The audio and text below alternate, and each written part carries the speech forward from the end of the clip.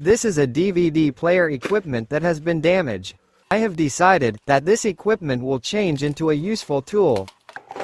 I have two unscrews on top. I need to break this plastic to retrieve the disc. Disc should be coated with sandpaper.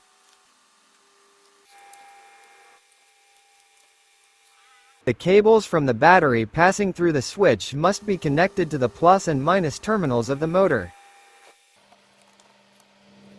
To run disc motor, I need a battery and a switch.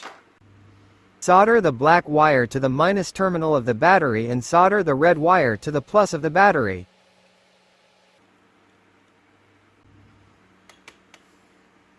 So I can sharpen this knife.